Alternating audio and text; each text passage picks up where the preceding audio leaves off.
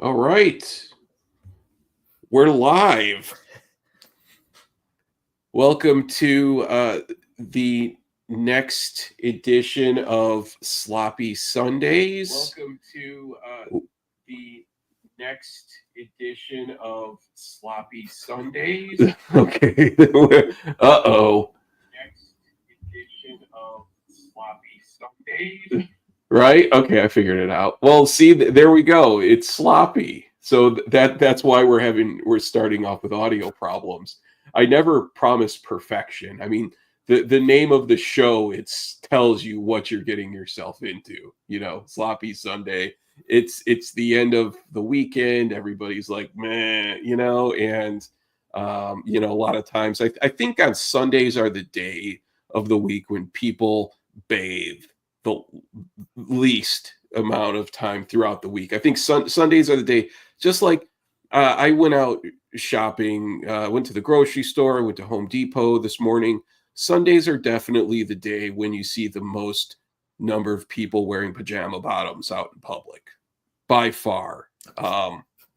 Which people who wear pajama bottoms in public, they're disgusting people to begin with. Like there's nothing more inappropriate than wearing your filthy pajama bottoms out in public. Because here's the thing too about pajama bottoms is somehow, I guess, since the beginning of time, we wear underwear once, or at least that's how we're raised. We're raised to believe we only wear underwear one time. But for some odd reason, everyone thought, oh well, pajama bottoms or just pajamas in general, you can wear them every day of the week. You don't have like a new pair of pajama bottoms for each day of the week. You end up wearing the same pair over and over, and they're disgusting. I mean, it's the amount of flatulence that is passed through those, and it just compounds night after night. Just ordinary filth that collects within the pajama bottoms. But then the idea that there are just these disgusting people who think, well, yeah, this is totally appropriate to wear out in public, and I've noticed, and I've just mentally been taking notes that Sundays are the day when you see this overwhelming amount of people who just feel like, oh, it's Sunday, so I'll just go out in public in my filthy pajama bottoms. And there was this one where I caught a whiff. I mean, there was this woman who was wearing pajama bottoms that probably haven't been washed in God knows how long, and the stank, but like the stank was, I was like half an aisle away and I could catch a whiff of the stank coming from those things. um it was really just something that was just like, oh God.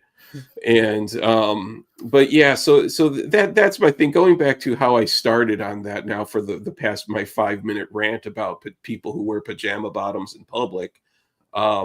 Yeah, so expect audio problems. This is Sloppy Sunday, where it's freestyle. And yeah.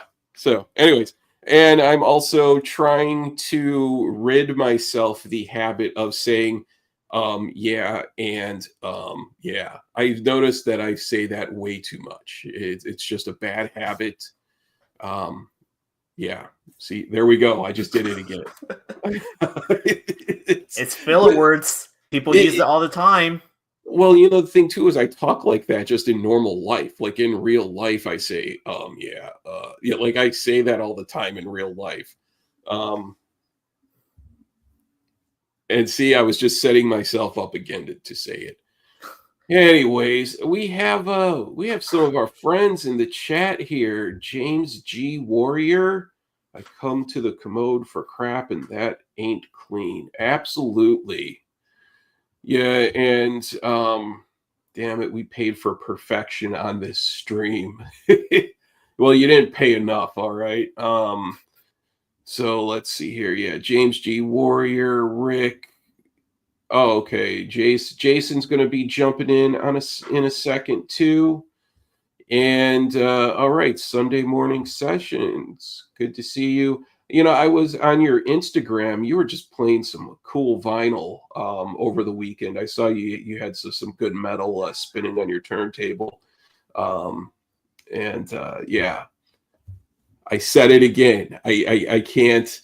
Um, and the thing too is like I've been talking about how like I've been going back and doing stand up again, and every time when I did a show last night, not a show, just an open mic, but it was still an open mic in the evening in front of a real crowd. So it was just like it was like a you know a casual type of show, you know, and every time I do stand up, I record myself on my phone, and then I listen back to see what type of response I'm getting and how you know my delivery is and all of that. And then I notice that like God, I say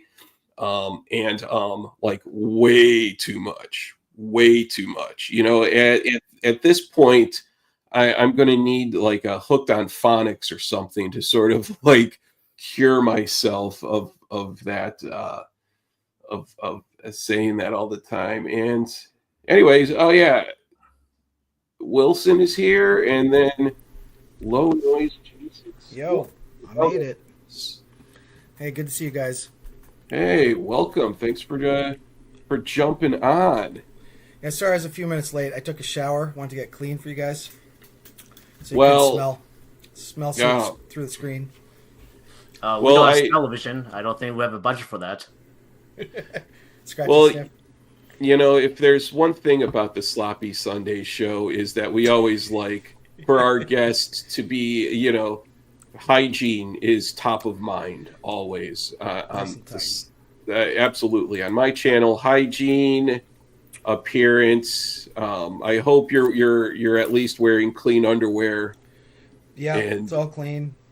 Didn't Yeah. recycle tonight. Yeah, no. I haven't Okay. run out yet. Because, you know, I'm always on the road, right? Like, I'm in Toronto right now, so.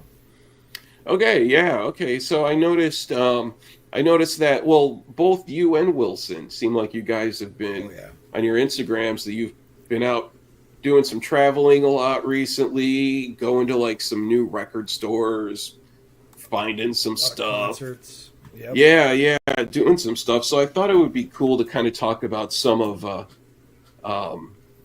some of the stores that you've been to, some of the things that you found at the stores that you've picked up.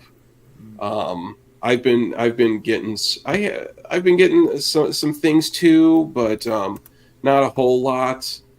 I've been my purchasing. I've slowed down a little bit, but yeah. So and all right, cool, awesome.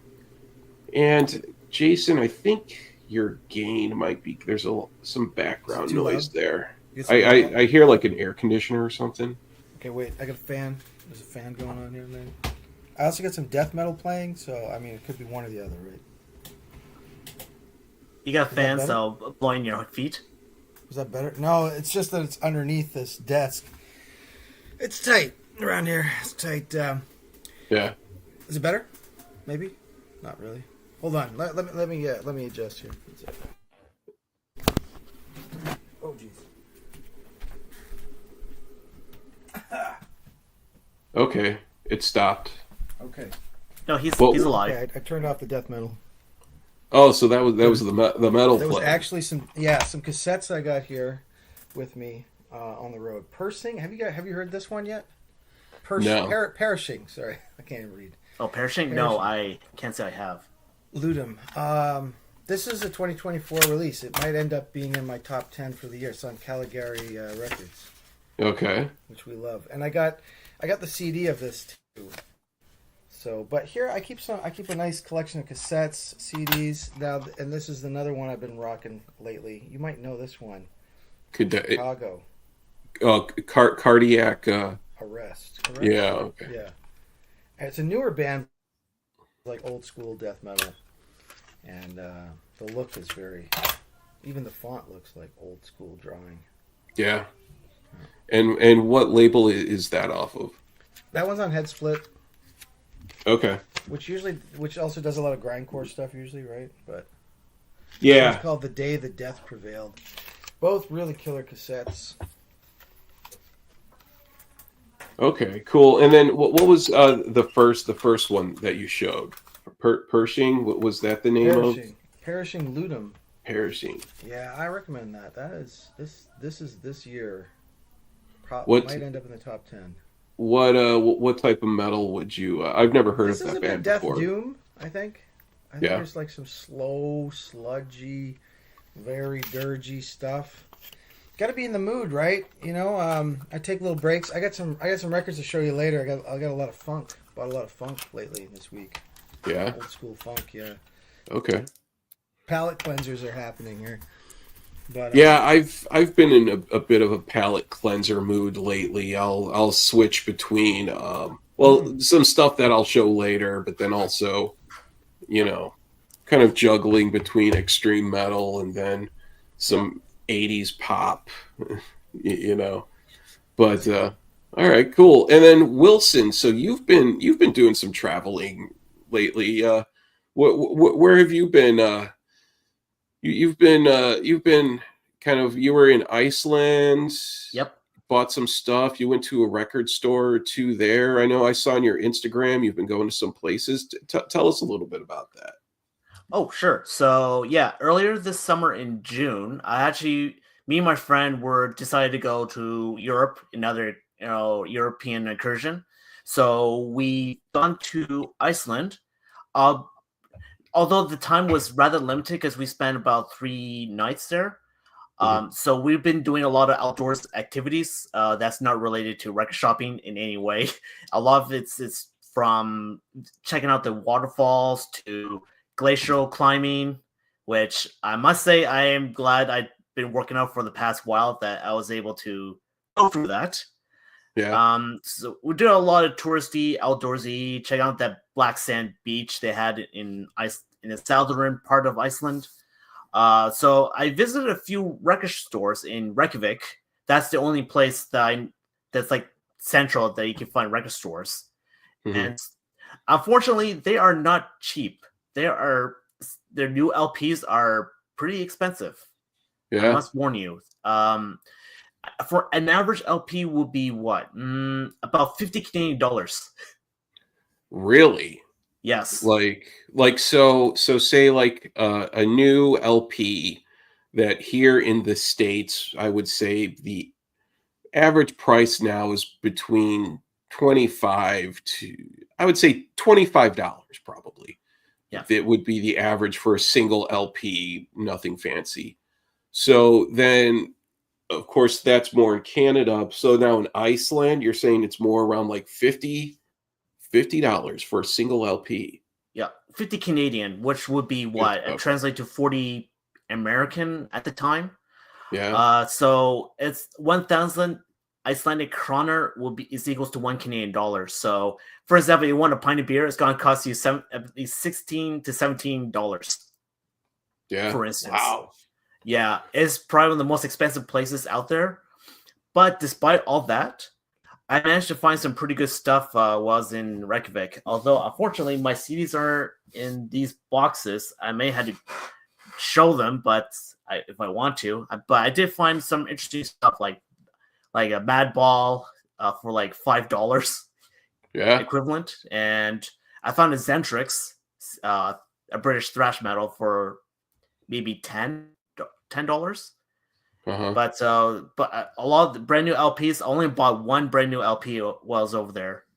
Yeah. But otherwise, been buying up used CDs. Well, the thing too about Reykjavik and because Iceland is kind of like it's sort of it's just its own island, right? Like it's not joint. It's so anything that's sold there needs to be shipped in either by boat or flown in. There's not any over the road traffic that could. So then probably, the cost, I'm sure shipping probably is a lot more expensive to somewhere. Probably if you just ordered a record and to have it shipped to Iceland, probably the shipping would be a lot more than what it normally is here. Yeah, and not to mention the taxes are pretty high. So even if you were to buy, like, say, go to a restaurant to eat out, it's not cheap either. So Yeah. highly advise that to bring it. The one thing is cashless, so you can pay by credit card or your phone if you have the NF with the near field technology. Mhm. So you don't have to bring cash. It's just that you had to anticipate paying a lot in advance. Even hotels are expensive. But yeah, so I'm sorry. So it's cashless, so it doesn't feel like you're really spending money. But in reality, you're spending a lot more money than you normally would be. Unfortunately, so yes. Yeah. All right.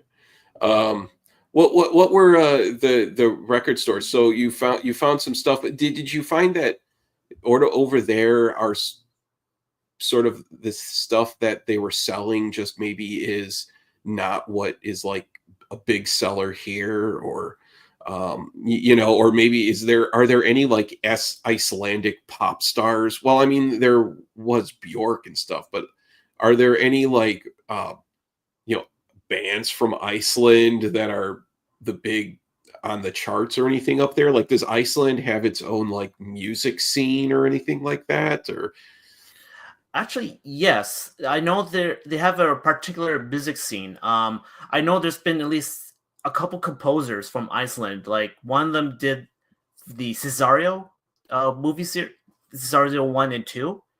They're also from Iceland, and one of them, he also composed music for some video games like Battlefield 2042. I actually watched a little mini documentary while I was flying into Reykjavik, Iceland. Well, they actually talked about the music scene. So they had the music. How they do it is pretty different, given the fact that Iceland is tend to get dark. It's very dark during these dark, depressive winter times. So they mostly stay at home, compose music. For them, it's just a way to express themselves in some way. So you get kind of bit of an Icelandic flavor. Like, it could be either very dark, kind of have like almost like a dark sheen to the sound, to the feel, to something that's more jangly and more abrasive in some ways.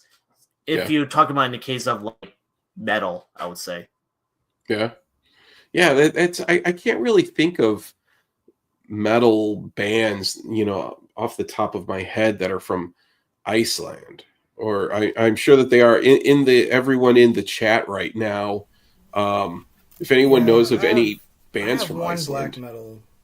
They got a black metal album from Iceland, black metal band. Who is it? It's not the one James mentioned here. Yeah, that sounds right. I have to look up the one I've got. And I think it was actually in my top 10 last year for best albums. Yeah, that's how good I am with names. But but the big one is Miss Streaming, right here. Oh, that's their latest album, and which I bought it from Lucky Records. Oops. Right here. Oh yeah, hold on. It's proof that I bought it from Iceland. So if you look at the price, it is not cheap. So that's like $62 Canadian, which is absolutely crazy price right there. But I bought it in Iceland nonetheless because I just want to show proof that I was in Iceland, and plus I'll be seeing them live in the next couple weeks. Oh, nice. So that place is called Lucky Records? Yes. It's actually the biggest record store in Reykjavik and possibly all of Iceland, I would say. Okay. Okay, yeah. The band I'm thinking of is Orioa. I don't need like an Oreo cookie. No, Oria with some fancy letters over the O's. Psychedelic Icelandic atmospheric black metal one-man band. Huh. I wanted to check out. I don't know how I came up across that album. That's just it's on a French label. It's on Debimur Morty Productions. Okay. 2023 release. Icelandic, yeah. Isn't Iceland one of those countries where they eat like putrefied shark, You know, like Yeah. they yeah, like did you while you were out there, did you dine on any putrefied shark? Yes, I did. Yeah, And it's a little yeah. It's you did really? Yes, I did try fermented shark fin. Let me put it this way: you need something to chase it down. Yeah, fermented shark fin. Wow. So it was because what I've heard is that the curing process for it is that like the shark is like put in a shed and it's somewhere where it's just allowed to rot pretty much. I'd imagine they probably cover it in salt or something like that, but it just sits in a shed and the smell is so bad. Like, did it smell bad when you had it, or how did you Yeah. eat it? Well, I remember my friend and I, we decided, hey, fermented shark fin, let's try it. So we did. So it was like in a small little plate with like little small tiny pieces about the size like a tic tac or Yeah, two. So you get these little toothpicks so you eat it and you just take one bite. Yeah, it's the taste is just very sharp. It's yeah, it's it's very acidic, alcoholic almost taste. Like you're it's like drinking Newfoundland Screech in some sense. It's Did it that taste- sharp. Does it taste as crazy as bitter melon? Have you ever had bitter melon? Oh yeah, bitter melon Right. is something that we It's very popular in people Chinese eat. dishes. Exactly. Yeah. You know this one, Chris? You know what I'm talking no, about? Oh my No. god. It looks kind of innocent when you first see it, chopped up in a dish or whatever, and you think like maybe it's like a pepper or something, you know. But oh man, it's bitter. yeah, Yeah, I've been shocked from that. So I don't know. The shark probably was like crazier than that, but Yeah, bitter melons. Tart. We Very tart. generally use it, as far as I'm aware of, to put on soups. So bitter Yeah. melon soup, and it Yeah. does taste good. I like bitter melon soup. So it's an acquired taste. Definitely. I'd imagine so. Yeah, yeah. So the back to the fermented shark fin. Yeah. What was it, as like an appetizer, or like what was it? You know, just a side dish, or were you just out for some drinks and just popping some shark fin and washing it down with beers? Like, how was it served? well, we had it as like a little appetizer or like a side dish at the time. So I don't remember what I had for drink. Maybe it was beer or water. I can't remember, but Mhm. it was something that we're just so curious. Is because my friend and I was like, okay, there's like, let's choose a dish that's like very unique in the country that we live in. So Right. that was part of the idea. So we looked at it. We thought about like fermented shark. Okay, we'll give it a try. Yeah, my friend. His face was soured instantly. Yeah, For me, it took a little while to get used to, because I had shark fin before. I had shark Yeah. fin soup, which is a popular Chinese soup delicacy, which has been Right. banned in some municipal cities, municipal governments, because poor sharks. You chop their fin, they're basically helpless. right. Yeah, yeah. So It's pretty okay. brutal. Yeah, that's brutal. Yeah, so, but in any case, when I taste it, it's like, whoa. And I tell them, you better chase it down as soon as you eat a piece or two. Wow. It's just a way to like try to get rid of your breath of the fermented Yeah. shark on your mouth. Oh. It leaves that pretty bad aftertaste if you're not careful. What's the Ugh. shop So- you went to, Wilson? Lucky? Yeah, Lucky Records. Okay. I could imagine the aftertaste from fermented shark. It's one of those things where you're just like, like you just can't Oh, get think rid of about it. Yeah. So this is where you went to, Lucky Records, and then this place was in Reykjavik. Yes.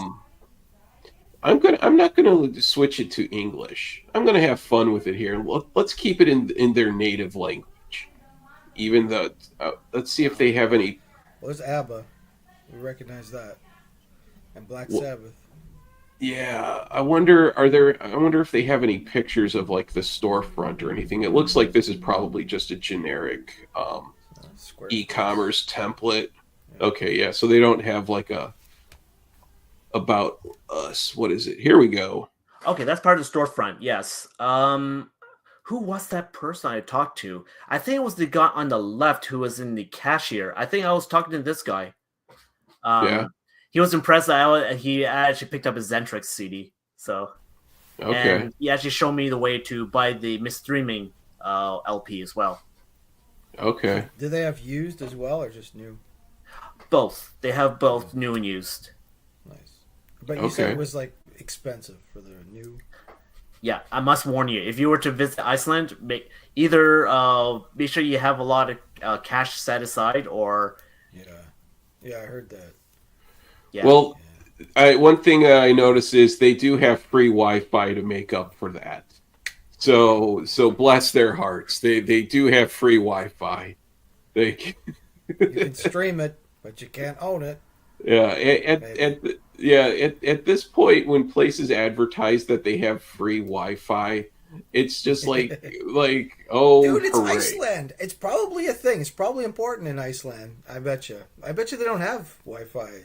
Well, I don't know, Wilson, do they have a lot of Wi-Fi up there? I don't know. Actually, yes, and in a lot of Okay. establishments they do. Elon Musk Like, had his Starlink or something. I'm not sure about Starlink. I don't recall seeing any of that. I guess it could be one of those regions where maybe Wi-Fi is not Satellite. as accessible as it is here. So maybe Well, if you free Wi-Fi is a luxury. You know, kind of like old motels when they would Yeah. say that they have free HBO. Something Yeah. like that. Like that's Oh my supposed God, to yeah. entice you to go in. Like, oh wow, they have free They HBO. got I can cable watch in here. Yeah. I love those. Free I love those cable, hotels. free color TV. color Yeah, yeah. TV. Yeah. I stayed. And- We stayed at a hotel the other day in Montreal. Really nice, old port. It was a higher end. Okay, it wasn't like the most expensive, but it was not. It was nice. Like whatever. But they had get a load of this. They had no front desk. It was like one of these it's like, am I at an Airbnb or am I at a hotel? Like I get there to check in, and she's like, "You're gonna have to check in on your phone. There's no one here. You're lucky I'm here. I'm here by mistake. You're not even talking to me right now." So I don't know if that was your experience in Iceland, Wilson, but do you have full service there? Or? Not quite. We actually stayed in a bed and breakfast because we looked at hotels and they are not cheap. So bed and breakfast is probably not too bad. Yeah. So, but on that, see- it's been pretty good. Like I don't mind staying at Airbnb if I know what I'm doing, but if I'm staying at a hotel, I want to get the service, right? That's otherwise I would have picked an Airbnb if I don't want. So okay, so now Jason, you've been traveling a bit. Or has it just been vacation, or like what have you been up to? Last year we did do quite a bit. We did some mostly vacation trips, some like kind of semi-business trips. We went to Mexico City. We went to first time there. Went to New York City, of course, a couple days, which is all you need to spend all your money on records. Yeah. But Mexico City was similar to Iceland in that like the prices were very high for records. Food is dirt cheap in Mexico City. It's still very cheap, but there's a lot of like expats, Americans, Canadians, whatever, who have moved. Europeans who have moved to Mexico City, working as digital nomads, but have raised the price of everything else around them. Right. So the locals are it's a kind of a mixed bag thing. This was just before they elected their new first ever female president, which my condolences, by the way, Chris, about your democracy down there. I thought you guys were actually going to get the first ever female president as well. I don't know what happened there, but it did not happen. My predictions were way off. A lot of people's predictions. As most everyone's predictions were way off. So democracy is a funny thing, but yeah. No, I did visit it. I visited New York City. I bought a ton of records. Our dollar is sinking right now. It's a travesty. It's disgusting. Yep. We're at like 70 cents US now, I think, for a Canadian dollar. So a lot of tears are being cried up here over records. It's becoming eye-watering, the record prices. Right? Well, record. That's like I just bought. You gotta switch to CD. This is a good time to switch to CD. Yeah, used. seriously. There If are. you can. Yeah. Where is it? Like I just bought this. and this is $13.49. Yes! I was just There- looking at this. I was gonna pick up the CD because I'm sure. How much was that now? It's a double LP, Wow. and this was $40, Yeah, which definitely. for it was like $41.99, I think is what they were. I bought it at this place called Bucket O' Blood. And so, but like online, it's the same price. Like even buying it direct from, was it Seasons of Mist or Profound War? I forget which label they're on, but it's $40 for a double LP. When it used to be that like a double LP would be like around 27, $28, right in that range. Now, this is like very nice packaging. By the way, I mean it is because it's glossy, it's heavy stock. Actually, the stock that it's on is it's on heavier stock, but it's not like what you would see in a Stoughton type of tip on. It's not heavy like that. It is glossy, which I'm really not a fan of because then it just fingerprints all over it. Yeah. But there are the foil stamps, is the logo and the title and everything. So, and Does then it need to be on double disc? Like, well, it's 45 the RPM. okay. It's 45 RPM. Okay. But still though, $40 for a double LP, which is it's That's just a crazy. steal. That's a steal in Canada. It's $40 for a single record here.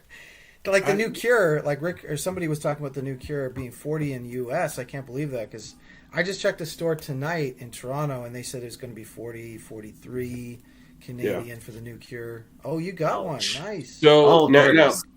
Very hard to find right now in Canada. this one, this is actually the double LP version. Wow. I ordered it directly from the Cure's website. I think that's the only place where you can get it is from the Cure's website. What's weird about this release is that there are two different mastering engineers. There's a version that was mastered by Bernie Grundman, and then another version that was mastered by where is it? Miles Showell at Abbey Road Studios. And now this is the the thing that's weird about this is that it's a double LP, but it's still 33 RPM. It's not a 45 RPM. I haven't listened to the vinyl yet. I haven't listened to that, but I did pick up this as well. And this is the deluxe CD version. Let me zoom in. Man, you love the deluxe. You're all about the deluxe.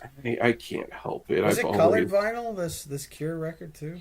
So no, it's black vinyl. Nice. Yeah. Oh, God, thank you. Okay. But so now this is where I also did my OCD. The best way to preserve your digipacks. I have it all figured out. Double.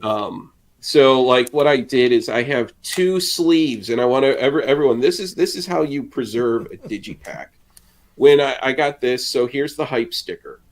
I peeled the hype sticker off, and then now these are just a sleeve that it doesn't fold over.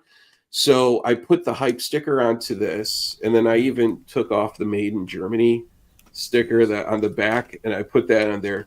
So you can slide the digipack into here, and then I have the second sleeve right here that you can seal.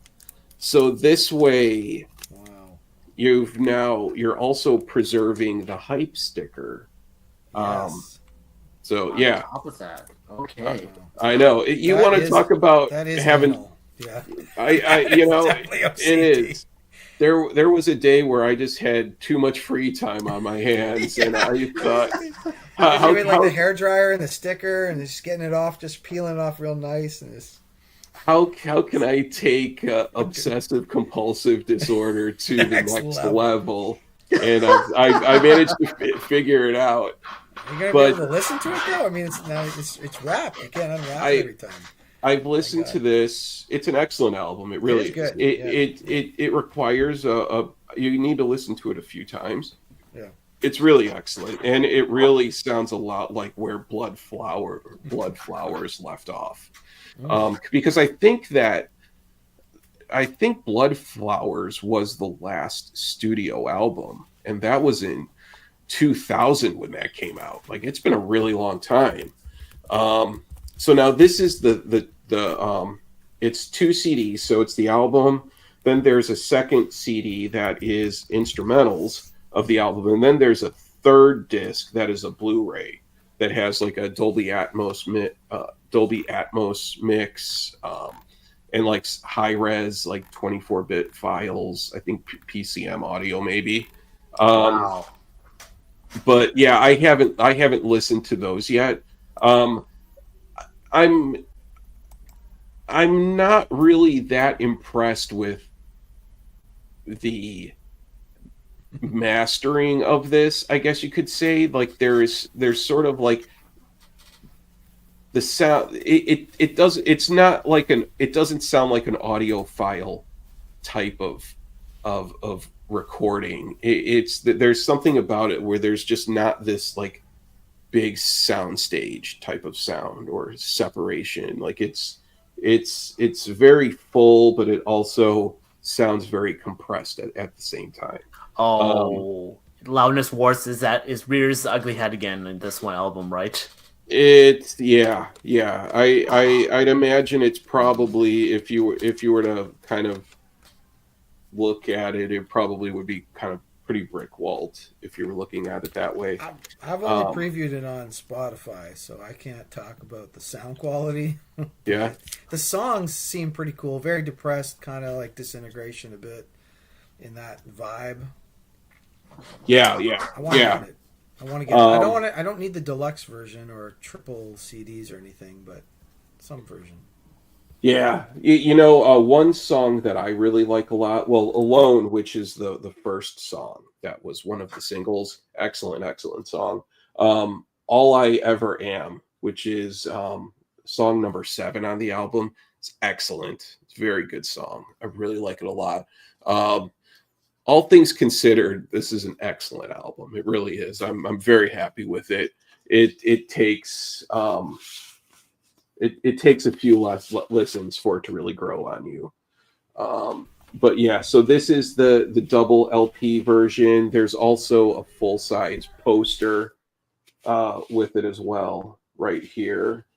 But Did you go see them recently? Like, didn't they tour last year or something?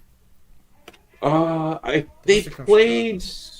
think they played Riot Fest last year. Oh, wow. And I was supposed to go, but I did not go.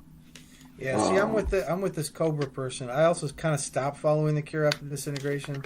I mean, maybe a little bit of the Kiss Me, Kiss Me, Kiss Me, like, some of the fun stuff.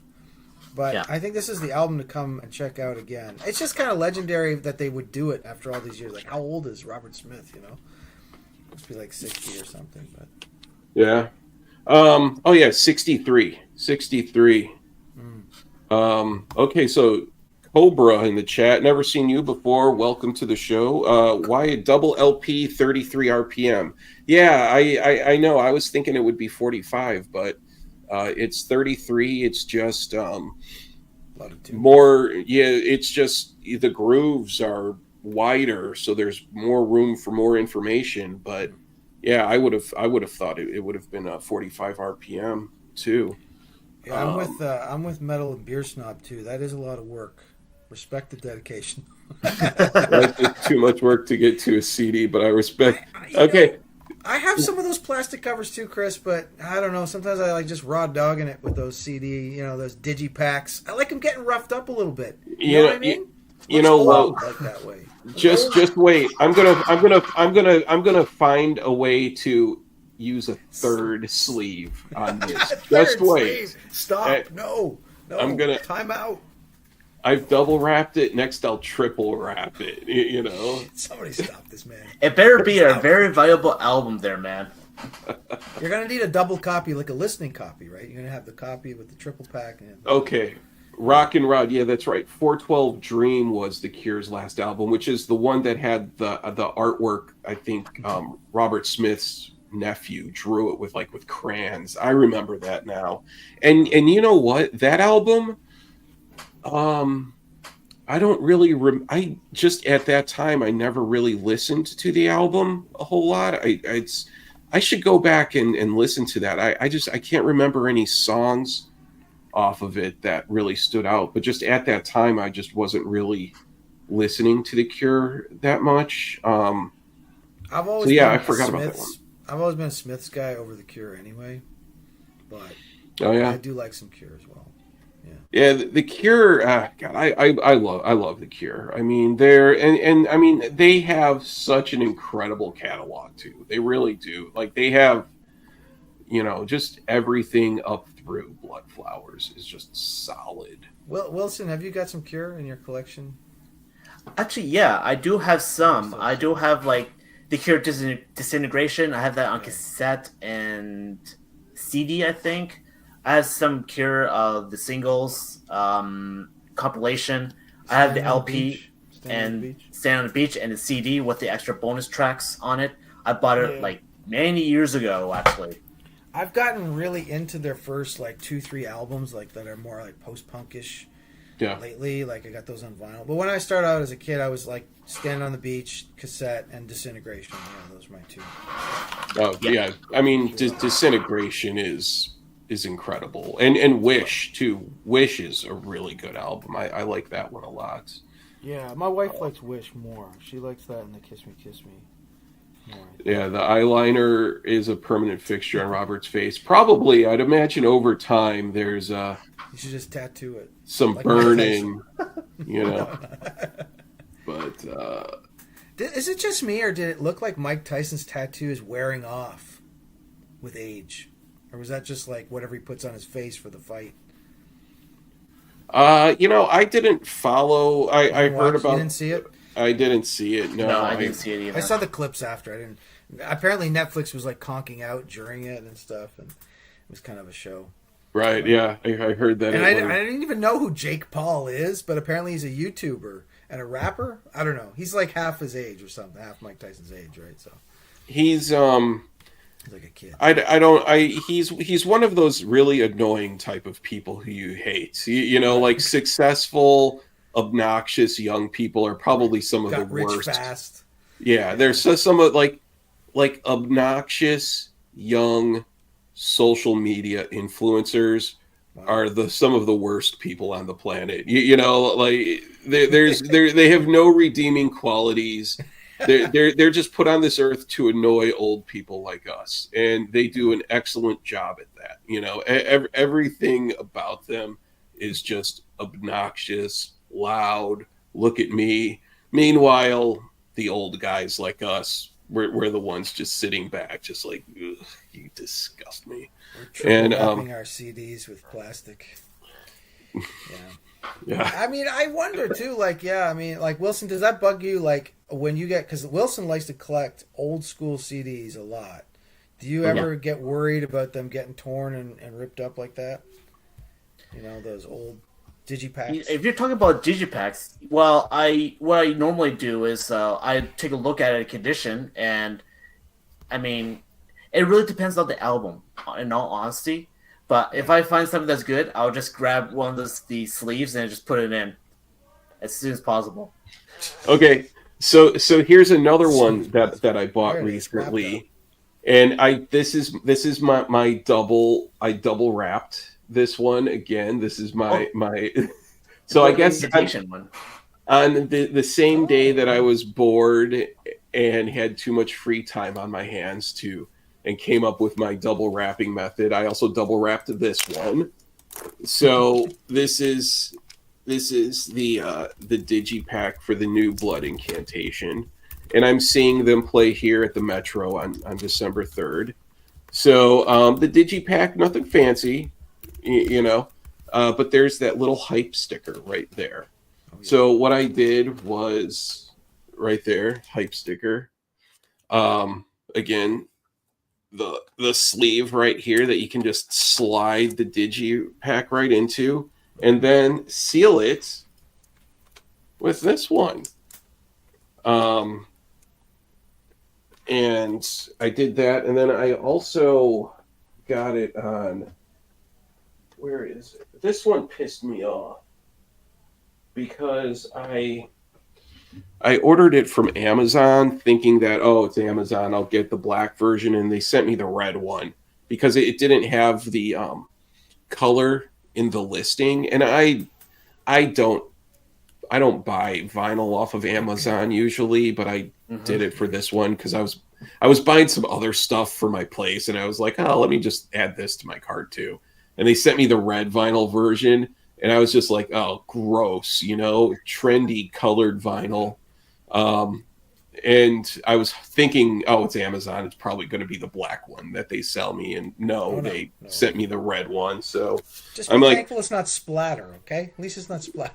yeah, if anyone out there has this on black vinyl and would want to trade for the red vinyl version, message me on Instagram, and we can trade, because it's Okay, well, first of all, is there even a black version? Because sometimes there isn't. there Or it is sells out very fast, I guess. there is a black there is a black vinyl version. The black and the red are like the standard versions. There are the other really trendy splatters, and like the half and halves, like the very trendy glittery, glamish, fashionable types. There are plenty of those ones, but the red and the black are the standard ones. I got a digipack here. This is driving you crazy right now, right? I don't even have it in a bag, nothing. It's not even a sleeve. Oh my nothing. God. I got some stickers on it. Look at this. I left a price sticker on that thing. $7.99. Wow. For DOA. You're a monster. I know it's a monster. I eat it. No. Use it as a drink coaster. Yeah. And, it's kind of like old albums. They get kind of worn, kind of used, It's life, I guess, but I hear you. I know. I want to wrap some because I'm thinking it's going to be worth something. I don't know. Maybe not. Well, It's over the years with shopping through used bins, and I find something that what is a digipack that's pretty old, I look at it and think to myself, I wish the person who originally had this did put it in a sleeve, because it would have preserved it a lot better than by just having it on a shelf, or especially if they if it was exposed to moisture. Or the thing I hate is the record stores where they'll put stickers all over it, which is ridiculous. But oh yeah, price stickers. Or if you look at it the wrong way, it might warp the all right, see, the integrity. No solution. There you go. No solution. You got a thumbs up from him. He respects the double sleeving while also being thankful that my OCD hasn't reached that level. But no solution. I just triggered. Your OCD has been triggered now because you didn't know about double sleeving until I messaging you right now in the chat. Where do you buy those sleeves? Where do you get those sleeves? Yeah, I'll put links in the chat. These are the sleeves you need. Hellsheadbangers.com is selling all the sleeves right now. And then I'll come up with my triple sleeving. Speaking of Amazon, I just ordered an Incantation. They reissued like the third EP or something, an old Incantation album, really good. I got the CD at home. It's all cracked, like the sleeve. They didn't even put in like a foam pad this time. They just like threw it in a baggie. Oh, there's an Incantation. Yeah, that's not. Oh, that's the Mortal Nazarene, isn't it? Yeah. Oh, yeah. Yeah. This is what the first album. It's the second one. It's what Relapse just reissued. No, I got the Forsaken Morning of Angelic Anguish, which I think is an EP. That's Scream Bloody Gore on it, which is nice. Yeah, I think it's like a little comp of some kind. Yeah, that one. That's the one. Yeah. Really great. For years I've been trying to get an Incantation for years, and sometimes it just doesn't quite gel with me. But I should have done. I think the golden rule for death metal is always start with the first album. I mean, it's kind of the golden rule for a lot of bands, isn't it? Punk metal. The first few albums, right? It's the best. Oh yeah, yeah. I mean, Best I love Incantation. Incantation are awesome, and It's yeah. dense though, right? Like their sound is quite dense. And for a while it took me I find these earlier stuff sounds a little looser, I don't know. Maybe I'm just warming up to it, but that's the CD. You got it too, Wilson. Nice. I don't have it with me. It's in Ottawa, but sick album. Yeah, Yeah. it's the original CD actually. That's the OG. But it has the bonus tracks though. Let's see. So it has 11 songs, but again, it does have bonus tracks like Ibix Moon, Blasphemous Cremation, Essence and Blaze, Blissful Blood Shower. Yeah. So I guess originally they released it with the extra right away off the bat. Yeah, yeah. So yeah, well, okay. So this is what pissed me off is when and this is what Relapse does because they almost exclusively just press everything on colored vinyl now. Yep. And they don't do black except only on a rare occasion. But I saw when this was out, it was like, okay, Relapse had 2 colored variants. I knew that I was going to order one, but then I was on Instagram and one of the mail order companies, Gimme Metal, I think it was, they had this listed wrong. They said that it was on black vinyl, and I was like, whoa, it is available on black. And so I ordered it through them. And I even on my Instagram, you could go on my Instagram right now, and I'm even boasting about, yes, I ordered it on black vinyl, yes. And then I get it, and it's the orange swirl. That's the retail version of this. So Gimme Metal or whatever that site is called had it labeled wrong as black vinyl, and I'm just like, damn it, it's Orange swirl. Is there anything worse? God. I don't know. Splatter. I think splatter is the worst. And when you open the record, it looks like somebody puked on the fucking thing. It does, yeah. Neon or whatever. Or have a clear splatter. Like splatter just never. Like never splatter. Let's never do splatter ever again for anything, please. Well, it's I common haven't these found a days. good splatter. If you guys have a good splatter, please let me know. Well, here's one thing too that I noticed Relapse is doing with their hype stickers is there's the Mortal Throne. I picked up both copies, which is the Relapse exclusive, and then also the retail version as well. And the hype stickers. So the retail version has the 4-color hype sticker. It has like the official band logo. And then the mail order only version is just this cheap black and white. Yeah. Looks like something you would print off of your desktop printer at home. Yeah. So I don't know why it is that if this is the version that's limited to 300 copies, can't you at least have just kind of a hype sticker that just looks a little cooler instead of something that you would have? Yeah, that's garbage, man. Dude, that's a garbage hype sticker. Right? I'm not gonna lie, and because I know those kind of garbage ones. I've had some Relapse too, man, and you don't even save that. Why would you even save that black and white one, right? Well, I don't know. I mean, this one. Well, the Die Hard. The reason why I bought this one is because it came with a cool flag, which is of the album artwork, which was pretty cool, and a poster. Mm-hmm. Not that really justified buying both versions, but I figured, at least I'll have one copy that I can listen to, which would be the retail version. And then, I don't know. Sometimes there's no explaining why record collectors buy the things we do. Honestly, I've been buying a lot of like doubles lately, just because I like I was saying, I'm trying to build a second collection now in my other hometown here. But when I see stuff cheap, not $40 a record, no. Oh, you are God. A monster, Chris. You are a monster. Yeah, we Canadians are getting shafted these days. Yeah. Onward to Golgotha. Yeah, that's. I actually have an OG of that. Same here. I had the red vinyl.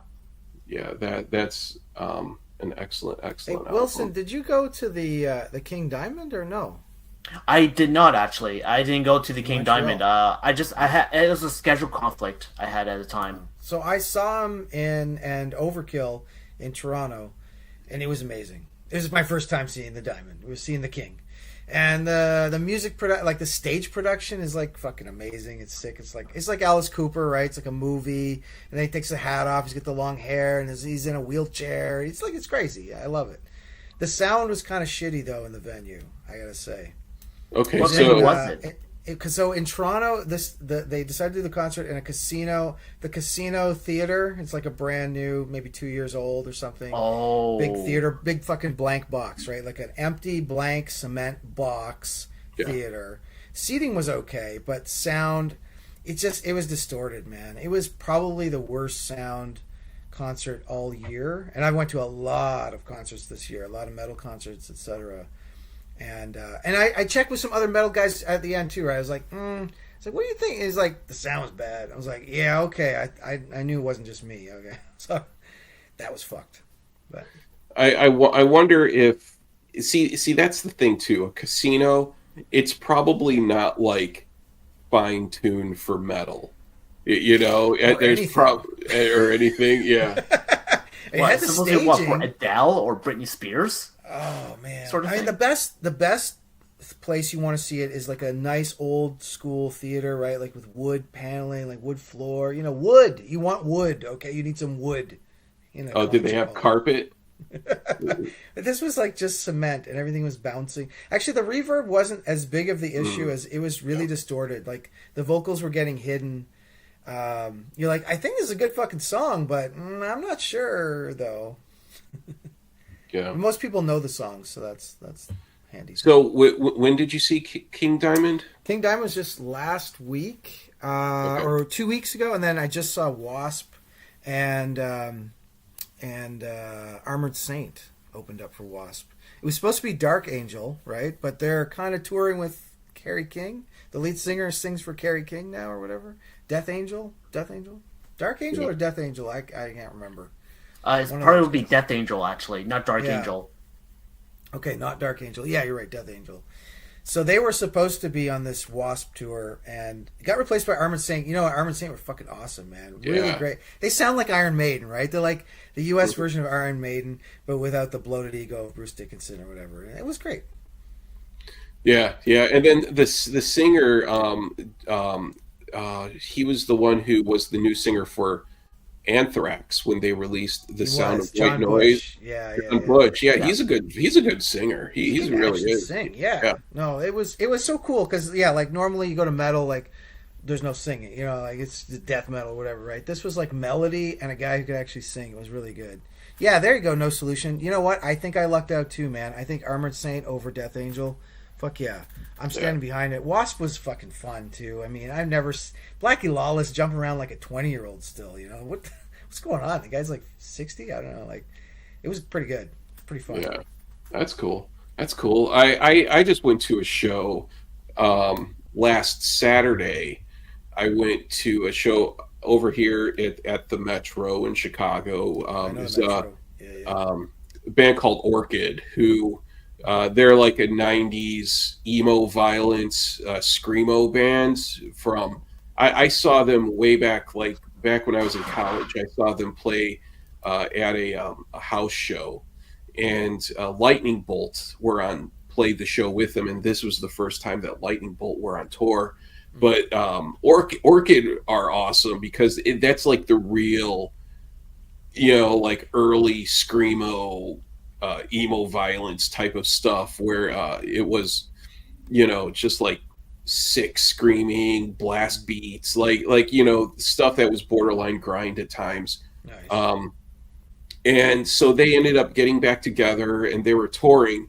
One thing though that I noticed about like, you know, a genre of music like that is that it's not good in a 90-minute set. Like it's the style of music where, you know, back in the day when you saw them, they would play like a 20-minute set, you know, something like that, where their set was like 20 minutes, but then there were like 6 bands.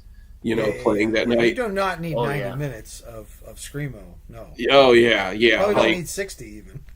Oh, that'll be difficult. oh yeah. I mean, like the vocalists too, because these are all Yeah. old dudes now. They're all old and fat, and Jesus. but the dude was up there just wailing for like an hour and a half. I was like, dude, it's we're Do you need good. some water? You're like, can you want some water? Please take a But- break. But it Lawless was is 68 years old, says Gus 69. Wow. No way Lawless is 68 years old. Wow. He looked fucking good, man, for 68. I'll tell you that. Young man in the and, basement of the gym. like Orchid were awesome. I was really glad that I saw them. I got really drunk and spent too much money on merch. Yeah. I got that disease, man. $99. I got that disease. Yeah, and who else? What the- Oh, hey, So- Tyler's here. When I went to the Overkill and the King Diamond, I got a shirt of both. I had to, right? Like, and Yeah. what's with Nice. t-shirts now, right? Are $50 a t-shirt now? By the way. Yep. I'm afraid so Reals, for us Canadians. reals. But man, I was so hyped. It's my first time seeing Overkill, right? Like, fuck, I'm a little late. And Bobby Blitz was still killer, man. He was, although the sound was getting distorted on the poor man. And then of course they did their "Fuck You" cover, Right. Canadian band Subhumans, which is only like Oh. 27 songs, 27 seconds long, I think. But Nice. that was an even opener. Like that Overkill set list was just all bangers, one after another.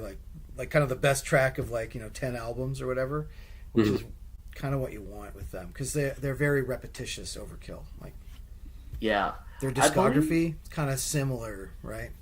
It does, yeah. I believe it's mostly just a mix of like all their discography, eh? For the most part?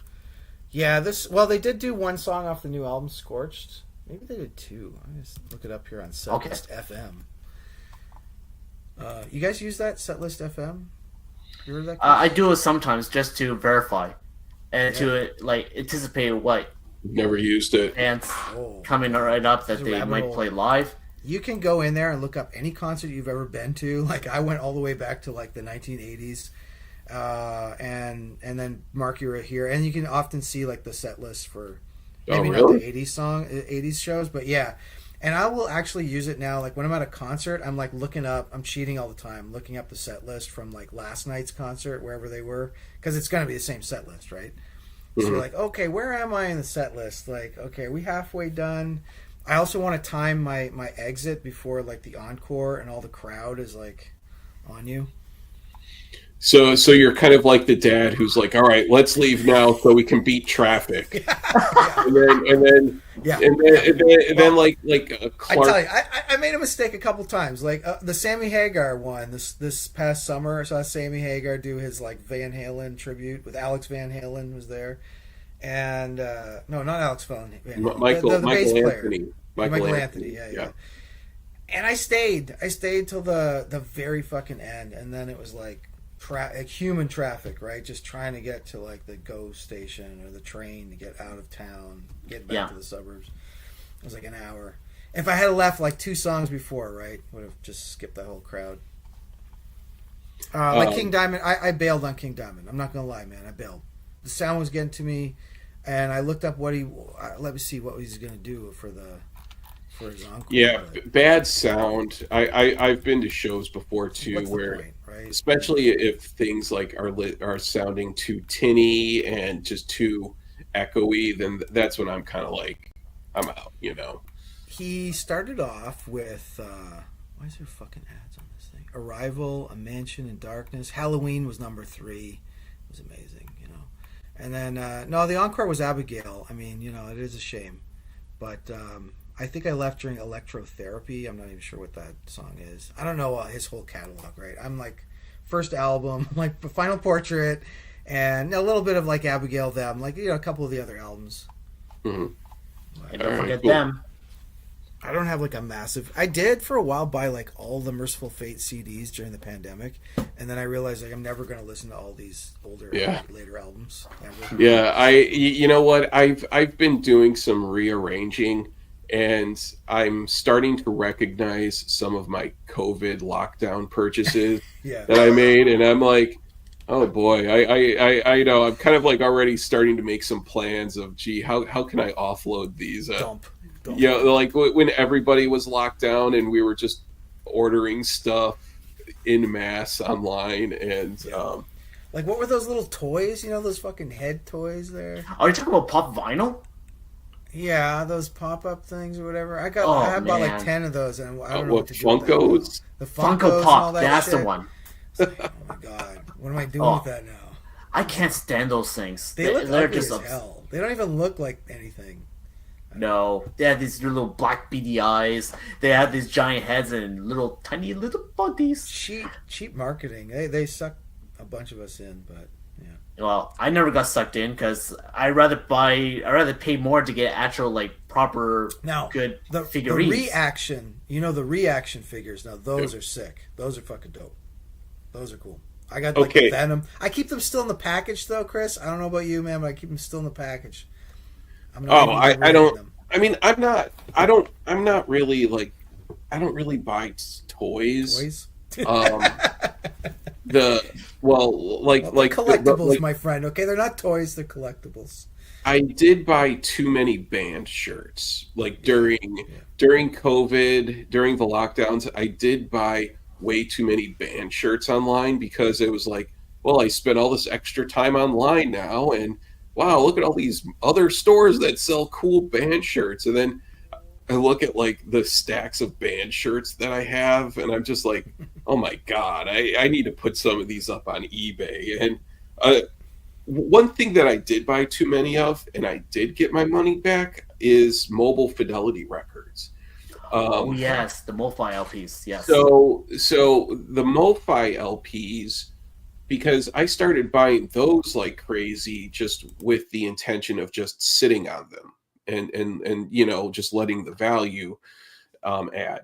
And so I bought like a bunch of one steps and then just a bunch of other odds and ends. But then the whole digital step thing came out. Well, Yeah. so there was the whole lawsuit, and I went in and I was like, you know what? I don't want to have to bother with reselling these things. And so I filed my claim. I provided receipts, proof of purchase for everything. And this week, I just got all of my money back for all of the records because Wow. what I did is I just like requested, I just want all my money back. There were different options like in the MoFi settlement where you could choose like a Music Direct gift card, something like this. Like you could keep the records but get like a 10% discount at Music Direct or something like that. I was just like, you know what? Just take the records back. I don't want a fucking Paul Simon record in my collection. And so I sent the records back to Music Direct and I got all of my money back. So this week I got $1,600. What? Back. Yeah, that is Wow. a smooth fucking move. Yeah, I've was returned like- shit to Amazon, but like that's fucking next level, man. Yeah. So, The company's like about to go under, and you're like, I will sue your ass unless you give me back my money. I want. yeah. Here's So all the records. I got all I of love my it. records. I got all my Oh. money back for those. So Props for that, man. That is very good, very nice. You would be stuck with that shit right now. Think about it. yeah, I know, Oh, but Mo-Fi? it No. it was I don't do the lockdowns. Yeah, I know. Oh, the lockdowns. Everyone was We bought, like, was just, Treadmasters and everything. It was we nice. were getting the free money from the government, Yeah. and so everyone was just buying a bunch of crazy stuff. Okay, so here's something that I bought that I said that I would not buy, but I've bought it anyways. Is okay, so I bought the new Concrete Winds Mm. album, and I band. really like Concrete Winds a lot. Yeah, Like cool, man. this is Crusty, like noisy. fast, blackened, grindy Crust. thrash, just Yeah. violent, pissed off stuff. And I really like Concrete Winds a lot, and this is an excellent album. And I bought the CD, which is a digipack, but then I also bought Triple sleeved. the tape. And I said that I told myself that, Chris, you're not buying tapes. You don't buy tapes. And I think you are now. I've stood and looked at myself in a mirror and said, Chris, you are not a tape consumer. Do not buy tapes. And then I went out and I bought this on tape too, because Awesome. I like the album artwork a lot. Like the album art, they definitely have some good art direction in like their use of fonts and That almost looks a bit like the latest Khanate album cover, though, in terms of blood. Yeah. Did you see that one? The last Kahanate. Yeah, yeah. I The have red that cover, one too. Yeah. I haven't dipped into that Concrete Winds album though. Is it really good? The new one? Oh yeah, 3 copies yeah. of it, It's so. blistering fast. Okay. Really awesome stuff. Yeah. I've never heard of Concrete Winds before until now. I have an older CD by them, like maybe it's the first album or something. But what one do I Yeah, they have 3 albums out, but then there was also the band before they were Concrete Winds. There was a band called Vorum, which is also really good stuff. Yeah, I know Vorum. That's a really good. They're death metal. This is one of the ones that I just got recently, and this is Vorum. This is the last Vorum album. Excellent stuff. I have Primitive Force. That's the first album by them. Yeah, from Concrete Winds. Yeah. I should rock that again. Okay, I gotta check out Concrete Wednesday because I do like Vorum. Yeah. Myself. Yeah. What do you guys think of Full of Hell? Are you guys fans of Full of Hell? Because I tried the latest album twice, and I returned it twice. It just didn't click with me.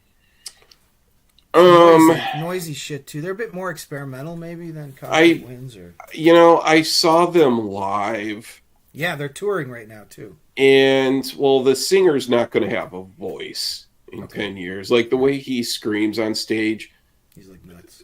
Full of Hell, they're one of those bands where I liked them for a very short amount of time. Mm-hmm. And I got bored with their sound very quickly because I don't know. There is like this I can't thing, even make it all the way through an album kind of thing. There's a thing about young people trying too hard to be too extreme. And that's kind of my feeling. That's a good way of nailing it. They're no Merzbow, I'll tell you that much. Merzbow has fucking layers and ideas and something. I don't know. He's just got history, you know. These guys, I feel like, I feel kind of like they're trying to copy something. Maybe it's like how the death metal guys feel about some of the new death metal bands, you know. Like, there's another album that I returned, by the way. Gatecreeper's new album.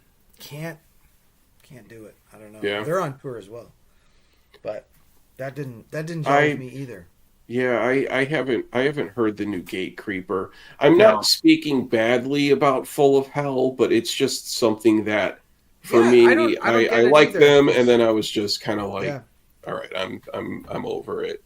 I don't know. Some people in the chat, if any of you have, there's a band playing here in Chicago, I think next month, called Better Lovers, and I think that has like members of Full of Hell.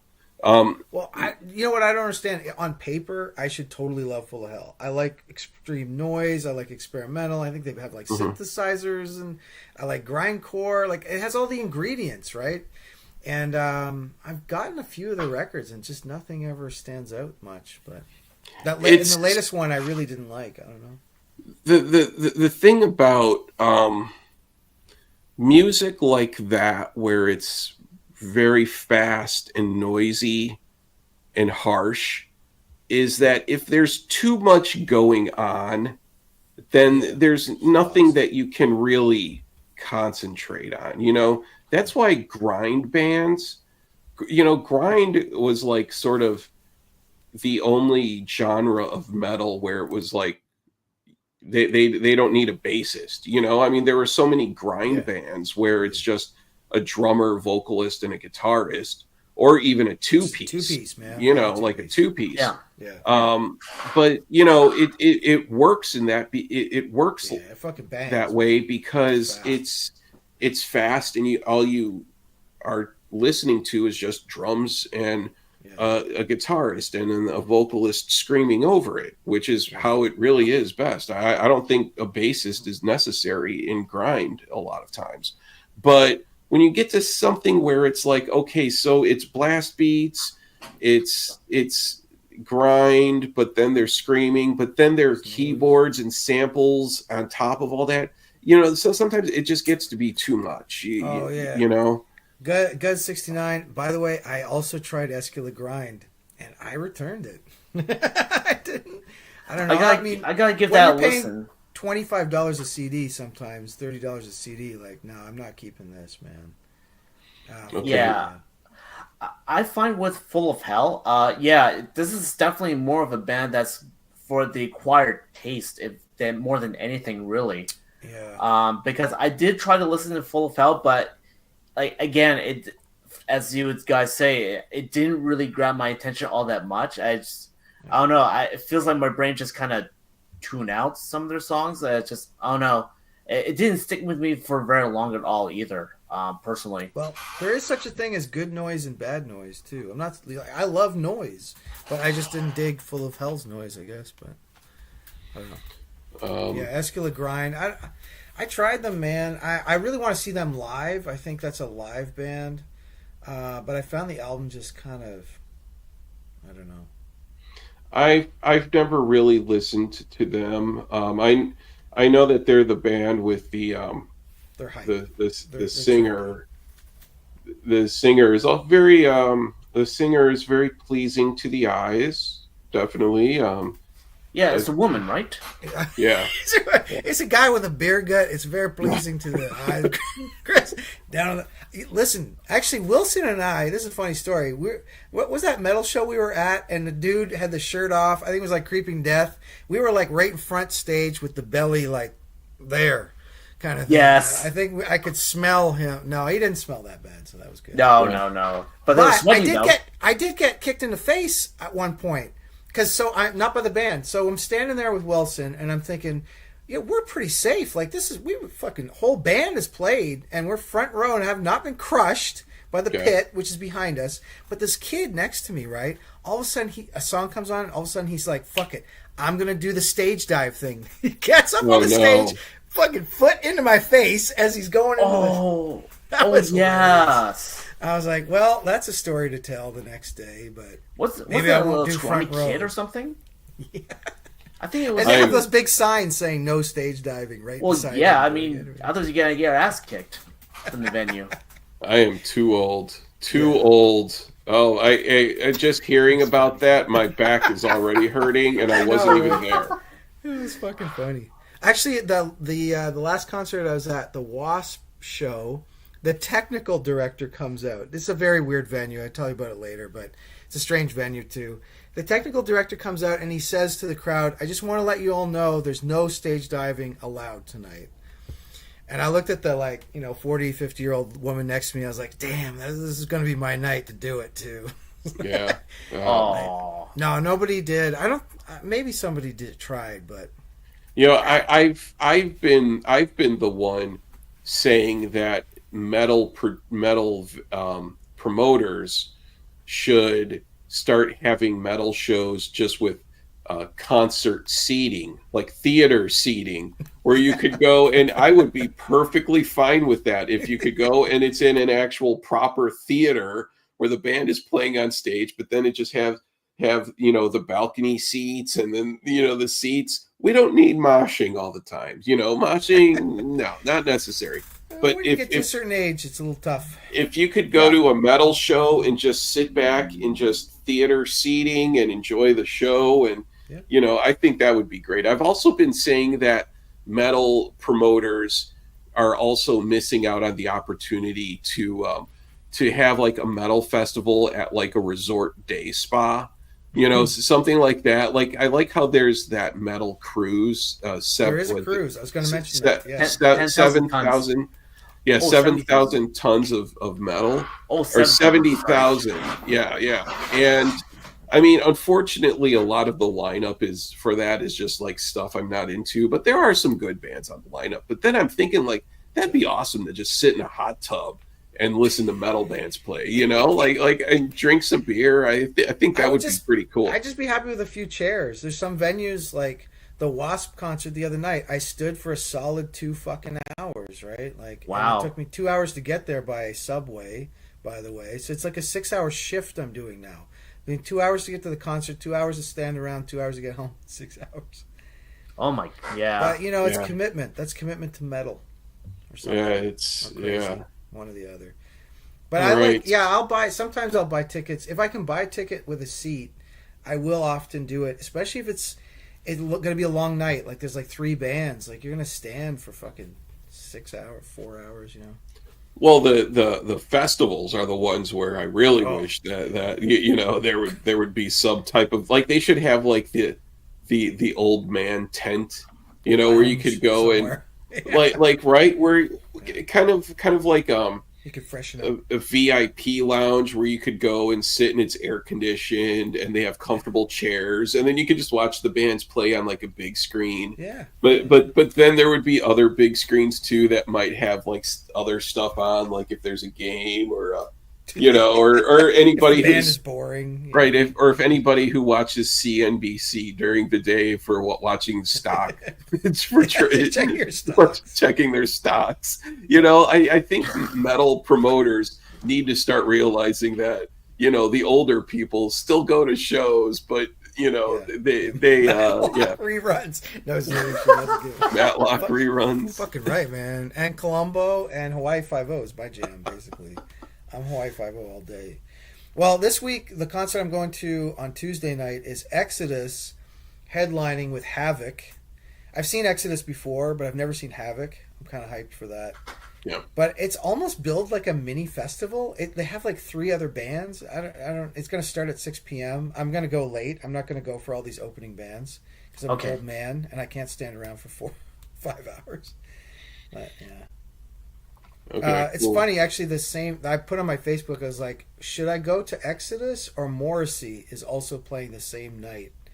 But he's playing at Casino, and also he's kind of a dickwad too, right? So Well, it's just I'm going to Exodus. I'm going to see Exodus over Morrissey. That's how that's going to go. Okay, that's probably a better choice, I find, because who knows? Because Morrissey's very a capricious. legend, right? But I mean, I don't get down with his politics, and a Casino show also doesn't sound great right now. No, I Metal mean, for the Jim Kramer What? demo. Yeah. Yeah, we want to sit, and we want to also have air conditioning, and we have like TV screens. Right. Chris nailed it. I mean, he nailed it. That's it. Maybe and then maybe somewhere if we wanted to go take a nap, like Yeah, take a little nap, breather, little Okay. nap breather. Yeah. get a little bit of shut eye. Yep. But Yep. yeah, okay, cool. And all right. I've been to a show where like some people were just napping in their seat. really? Yeah, it was in Amsterdam. I think it was the Gary Newman show, or no, it was. I think it was an electronic band, which maybe was a bore to sit and watch. It's electronic. Right. Just take a little nap. It's all good. Okay. You got any cool. concerts coming up then, Chris? Or I'm going to I'm going to go see Blood Incantation at the Metro Theater here in Chicago on December 3rd. Metro has good sound. It's pretty good. Right? It did, yeah. That's Yeah, where it's good Orchid sound. played, and yeah, it's good sound. There's an opening band called Midwife who's playing. I've never heard of them. Sort of an unusual name for a metal band, like Midwife. I have no idea what they sound like. And then also, I'm going to go see Coalesce play at Beat Kitchen. I think sometime later in December. Actually, well, no, you know what? There are 3 shows because what is it? December 3rd is Blood Incantation, but then December 5th at Avondale Music Hall, Suffocation, Sick. I am We'll have to see morbid. Yeah, I am morbid, which is David Vincent and Pete Sandoval doing like the early um, Morbid Angel stuff, and then Uada are on that lineup, and there are a couple other ones. That looks like a really good show, so I might try to go to that one. But then also on the 6th there is another show. I can't remember who, but it's still something like pretty solid. So, Oh, but dude, yeah. you missed. I think you missed your chance to go see Front 242 doing a farewell It- in Chicago. Yeah, last night, as a matter of Yeah. fact, I was out Oh. and Wow. it was sold out. So Yeah, no doubt. Yeah, it's true. We're currently suffering under Taylor Swift right now, Rick. We have Swifties. We have 6 concerts, sold out concerts in Toronto, 3 per weekend. The traffic is ridiculous. Yep, there's been a huge influx of I don't Taylor understand. Swift fans. You know, Chris, they even did like a motorcade for her to come into town. Like, what the fuck? You know, like, it's ridiculous. They don't do that for Elton John. Do they do that for Elton John or Celine Dion? Now that you should have a motorcade. But Taylor Swift, I mean, come on. I don't know. I mean, I don't get it. she like I don't had something like 4 nights here at Soldier Field, and they were sold out completely. So there are plenty of Swifties everywhere. Jeez. But Yeah. yeah. a lot of women, especially. Uh, I remember once I watched was it YouTube or Instagram reel of like the bathroom lines to go to the women's bathroom versus Yeah. the men's. Men's wow. be Obviously, nothing, the right? women's Yeah. is very long, but if you go to the men's, you can just go in. You just go use the urinal at any time, anywhere. It's just yeah. It, But oh, wait. Sometimes Ye- the chicks will do that, man. Like they'll just say, "Fuck it, I'm going." I'm going to try that next time. You know, when you go to the metal concerts, like the lineup is super long for the men, right? But not for the women. You know. well, right, and then you know what it was at the Taylor Swift show. The men's bathroom was just all of the annoyed boyfriends. Yeah. And then also, I guarantee too, a lot of Taking dads, 1 hour a dumps. lot of dads who had to take Yeah. their daughters there, and then all the dads are just sitting there. Probably during the show, they're just sitting on DraftKings on their phone or something like that. Yeah, so watching the game. Yeah. but yeah, all right, cool. And all right, so where we did you guys have anything else? I Gotta showed show off some a couple stuff. records. Wilson hasn't shown any of his hot records. Yeah, Wilson, you have What's a couple your, what's other. your latest pickups? You have Well, a few let us- things that Well, you bought in He's like, Iceland. let me get an OG sign that was signed, and yeah. Well, I can show this one right away. I got this Immolation, Stepping Oh. on Angels. Okay, that's This old is school. the original compilation for Repulse Records. That was beforehand. It was Drowned Productions, and now become Extreme. Extreme, Yeah, right there from Spain. So yes, this is their extreme with the XTREEM. Yeah, Yes, that's right. yeah. Oh I can show wow. the CD. So this is proof. This is not a bootleg. Luckily, I got this pretty cheap in a 8 CD lot from a seller in Florida. So Really I did not pay very much for that one, all things considered. nice. This one's really hard to find for some reason, but yeah, Immolation, Stepping on Angels Before Dawn. nice. That's a really good. That's a really good one that I'm happy to get. Nice. Yeah, Stepping on Legos would have been more evil. Yeah, it definitely would be. What Where did you get that, Wilson? what I else got it did from you eBay. get? Oh, eBay. I Okay. got this. So just a little teaser of like original metal Cs that I got. I got a lot of them sitting right beside me, and then else over there too. Another one I want to show is this. I'm very happy to find is Slaughter Strapato. Yeah. This is the Yeah. original CD Okay. that was remixed and remastered here, and again, not a bootleg. Luckily, Yeah. yeah. Oh, 'Cause so it's Signed. no, actually not signed. It was a radio copy. the radio. There Yeah. was a seller I got from New Brunswick, Okay. So he told me about it. So he sold it for an okay price, but Right. everything else is like in excellent shape. I've got the So- reissue vinyl, classic record. Yeah, that's probably from High Roller. Yeah, But- I got the high roller one. Yeah. Yeah, this is the Fringe product release right here. Nice. Fringe Yeah, I product. love Fringe, yeah. So this is definitely an original. So Very I'm good. super happy with this one. I've been looking for this copy for ages, but I remember someone offered me selling for like 200. I paid less, far less than that. Yeah. Did you see those like bootleg? Like, wasn't there like recently a bootleg live record by Slaughter that was put out on a Toronto label? And like they also did one for Sacrifice too. I think it's like a black and white cover. Yeah, that's right. It was released by the same label. Yeah, Although did you I pick heard those the up? sound quality is not too great, but I Um, guess that's to be expected for them to be like a live Yeah. recording that was recorded on like on a shitty mic hooked up Yeah, to I like mean, a little cassette deck. like a concert recording. Yeah. All right. Cool. How about Jason? You have a couple of things you want to show? I got some funk records here. I'm bringing out the funk. This Yeah. weekend was a funk time.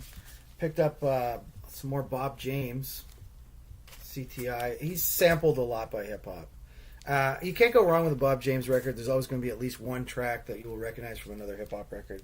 Like Run DMC got those bells, from a Bob James Mhm. record. Got some Idris Muhammad. This is kind of a disco-y release by him. He's a drummer, right? And jazz funk stuff. Again, some solid tracks on here. My favorite one on this one is called Seesaw. That was a good find. Some house singles, Henry Street Records, some house singles from the 90s. And I picked up an Ohio Players. This was like somebody selling records on the street the other day in Toronto. I'm on my way to the record shop, and this guy was just like selling records. He had a Cramps record actually, but I already had it. So I didn't have this Ohio Players record, Contradiction. Yeah. So, and she's feeding the horse an apple, and that's always Ohio Players, right? Well, are they Chicago? They're probably Chicago, right? Or they were- Your guess is as good as mine. Oh wow! You don't have any Ohio Players in your collection? I do not. I would recommend. Their most famous song is maybe "Love Roller Coaster," and I also got a used copy, but still in the shrink, of the original Dune. Okay. Oh, 1984 Doom. Yeah, the one with Sting and like Kyle MacLachlan. Yeah, this is a really kind of boring movie, but I'm gonna try to get through it this time. Pretty sure that I have Dune on Laserdisc. I need to go through my Laserdisc collection, and Yeah. because I have a bunch of classic stuff like that on Laserdisc. Yeah. But yeah, all right, cool. Here's one thing that I got recently, and I was talking about. I posted this on Instagram. So this album, Primal Code, really digging this album. Really good stuff. Really good, like mid-tempo death metal. Really liking this album a lot. So I got that just in the mail last Dune week. was a David Lynch movie. Yeah, I forgot about that. No Solution.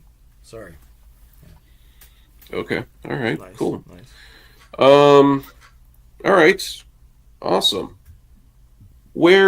So Jason, what record stores in Toronto were there that you shop at? Well, Sonic Boom is the best in the city, probably the best in the country, the biggest in the country. It's Yeah. like right downtown. There's like two other really good shops on the same street, but they're a little bit more DJ focused. Like Invisible City, I hit up a lot. They have a wide variety, not just DJ singles. But Sonic Boom is kind of got like all the bins in the front, which is like, and it's like labeled by day, the newest arrivals by Monday, Tuesday, Wednesday, Thursday of used. Their prices have kind of gone up a little bit though in the last year, and they're also kind of famous for like having the used CDs for like $64 sometimes. Yeah, Their metal Unfortunately section so. is legendary now at this point for that.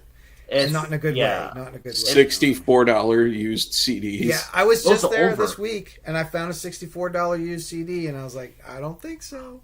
Oh, do you Good what on what you. That's what very nice. CD is but what CD I- is that? You know what? I didn't even recognize the band, and I should have wrote it down. I'm sure it was rare. I'm sure on Discogs it's expensive, but it doesn't mean someone's should buy that like for that price. I don't know. Yeah, Well, it's crazy. They did Well, have they did have Chris. They had that 1349 album for only $20 for the brand new CD. So okay, yeah, that, yeah. that was fair. That was fair. I have I have the CD as well, and I think it was like around $20 for the disc, and there was only one version. But you know, like here in Chicago, Reckless Records, Yeah. they have two stores here, and used CDs, everything is priced by like the Discogs median, Okay. and it's ridiculous. You look through, because I would look through the used CDs, and you would find some awesome stuff, but then the price tag, it's like, okay, I'm not going to buy it because I could, Yeah. you know, I don't. Well, that's you where know, like, it- I'll take a cheap reissue. Like I don't mind a cheap reissue when that shit happens. You know, like fuck that. Discogs has ruined this whole like, because now it's become the gold standard for how pricing works, but then also sellers interpret it differently. They interpret the median price to work in their favor, and this is the thing, is it's always the seller in Kazakhstan or in Croatia. Have you ever noticed that there's always a seller in Croatia or Yeah. Kazakhstan? Or who's China. asked- or Sometimes it's like who's- China. I'm like, no, there's no way. Right, Maybe and I don't they're know. but- asking like this ridiculous amount. So here's what happens. This is what happens. Say you have an album and there are 4 sellers. Okay. And then the 3 sellers on the lower end are asking, let's say, $50 for a record. $50, maybe $60, maybe $70. That's what the 3 sellers are asking for. But then there's the 4th seller, who's in Croatia or Kazakhstan, is asking $500 for it. So now the Discogs median price Yeah. is now $250 to $300 is what the sellers, when there is no verifiable proof that the seller in Kazakhstan or Croatia is even a real seller, or that Well- they even have real product to sell. I And think, like, to but be fair, I think some of the record shops do know this, and they do try. Some of them do try to like have some. and some of them price gouge. Some of them are price the gouge. Yeah. some of them price Oh, yeah. gouge like Yeah. like they're yeah. That's why I say, like, I don't it sucks because I don't even go to record stores that much anymore. Because everything here in Chicago, everything is priced to that bullshit Discogs sliding scale. Well, And I mean, my take on that, like, I mean, I'm always just thankful. I go to record fairs too, right? And I'm just fucking so thankful that I already own 8,000 records. That's all I gotta say. right, yeah, Because yeah, like, seriously, if you were to someone to start collecting now, are you crazy? Don't do it. Do not start collecting records at $40 a record. No, We bought all our records when they were dirt cheap, right? I got records for $1. I got records for $10, $5, $1. You know, like, come on. exactly. That sell for When- 20, 40 now. Like, it's ridiculous. well, Yeah. see, okay, so now the Discogs median price is based on actual sales in their marketplace. Now, there are ways that fake sales happen, Yeah, fake that happens. transactions happen. Yeah. And then also one thing I've noticed too is this has happened to me before, is that I find something that is, hey, it's pretty cheap, great, a deal. But then the seller cancels the transaction because they realized, oh wait, I'm selling this too cheap. So then they cancel the transaction and then relist it at a higher price. That's stupid. Um, That's bad. I find it pretty ridiculous when I look at the Discogs. Like, I mean, with all the prices, that's extremely skewed. I mean, part of me thinks, is this like a money laundering scheme happening? With all that money they pay $2,500 for a sealed Metallica album. I mean, Well, kind of like modern art, like how they say modern art is just a way for rich people to transfer money to each other, that it doesn't have any like real value. So that's why like a modern art of that's just like a canvas with some paint sprayed all over it, but it's worth $20 million is just a way for a rich person to transfer $20 million from A to B. But I mean, You know, is this modern art? Like, is a CD modern art? You know, is a record a modern art? Like, it's not. It wasn't meant to be art, like in that sense. But it's getting like that, right? They're like, oh, this is the fancy colored version for $80. see now the Discogs medium price. I want to go back and look at it because it is bullshit what I have seen some sellers, record stores too, Yeah. asking prices for certain things. Like I have seen bullshit prices. Like one thing that sticks out that I'm just like can't believe that I saw this was a 2018 Metallica and Justice for All box set. The store in North Carolina, I'm not going to mention who, I know who it is. they were Can I say? asking $500 for a 2018 box set that was it was still mass produced. Like I think that there were maybe at minimum 1,000 copies pressed. Like it wasn't rare or anything. They were all over the place. But when you looked at the Discogs sales history, you didn't see anything that sold for that amount. So I don't know. I need to go back and the Discogs thing. If you're a buyer at a record shop, I think you really got to have some good knowledge. Because I've heard some people will look up Discogs and they will check like how often it sells. Like just because a record sold once for $100 does not mean it's a $100 record, right? Maybe Yeah, just right. one Exactly. sucker bought it that day, and and now it's gone down in value too. Yeah, Rick was asking if it's like Amoeba. I mean, Sonic Boom is no. It's like maybe a quarter the size of Amoeba. It depends which Amoeba you're talking about. LA is like fucking massive. San Francisco's big too, actually. I've never been to the Berkeley one. I think there's a third Amoeba. I went to the one in Hollywood that I think moved. Yeah, that's big. Yeah. Still big. Did you see the wall of cassettes, Chris? I know you're not a cassette guy, but there's a wall of cassettes at Amoeba. It's crazy. Just like all lined up. It's nuts. Yeah, I don't remember that from when I was Posters. there, but it was huge. It was absolutely huge. From Montreal, the best shop is called O33 Tour, and it's kind of the equivalent of Sonic Boom. I would say the slight edge on Sonic Boom in size, but maybe quality a little bit better in O33 these days. What would you say, Will? So you've been to both as well, so. That's a good question. I know that I would say I lean a little bit towards tour. It's a French way of saying it. All 33 Toro. I'll say it for the Anglos out there. Yeah, I believe they have a bit of an edge because they have a little bit better quality variety, I'd say, and the prices aren't as extravagant as in some cases. Yeah, for that's Sonic true. Boom. They got like just on categories, right? Like they got like synth wave, post punk. Like they'll break down. They don't just have punk and metal. Like Sonic Boom just has punk and metal. Yeah. One thing that's kind of annoying, I don't know what your guys' take is on this in shops. They do the thing, well, they have the new records. So you go to Punk M New, and then behind it's like Punk M Used. So I guess it's like all combined. Like it's not the worst. The worst is when it's all combined, I guess, and you're like, I don't want to look at the new. that's my big I just want to pet look at the peeve. used. I don't want to look at the overpriced new shit. I don't know. Anyway, they try to divide it, but like within each letter, kind of divided.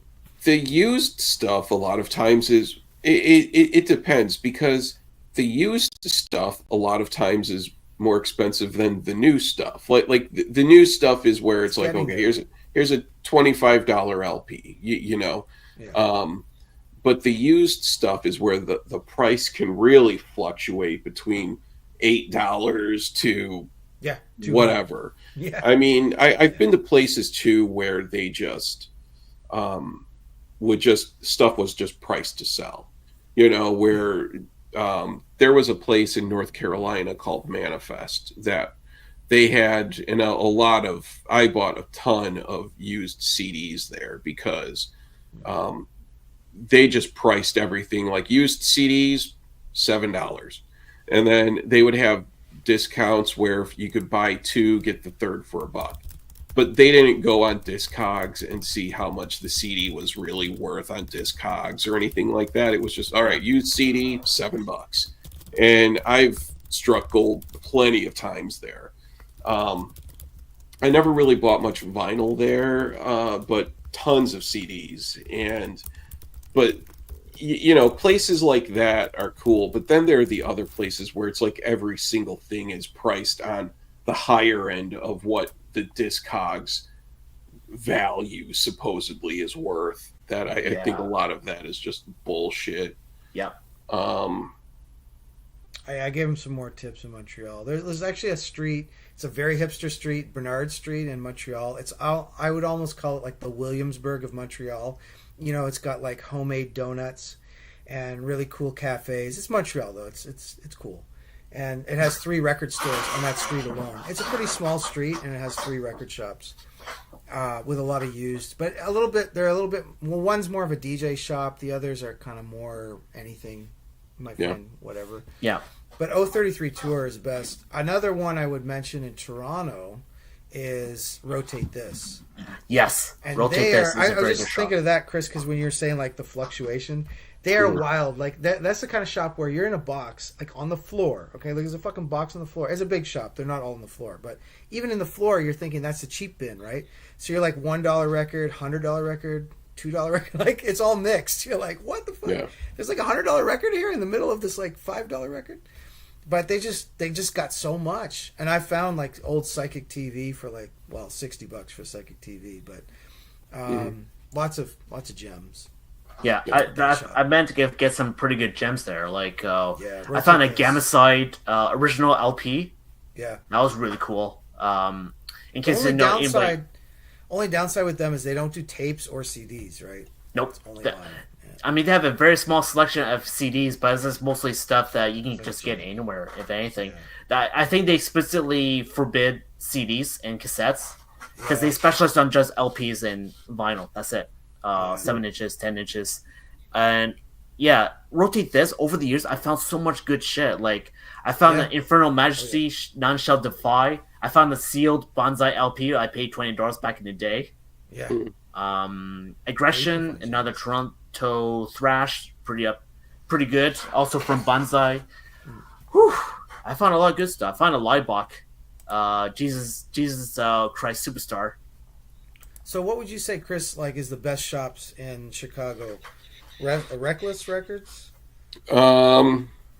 Well, Reckless is good, but again, everything is priced according to Discogs. I mean, it's still, I've gone into Reckless and I've bought used stuff, mostly CDs. But yeah, Reckless is really good. Meteor Gem is really good, it's all metal and hardcore.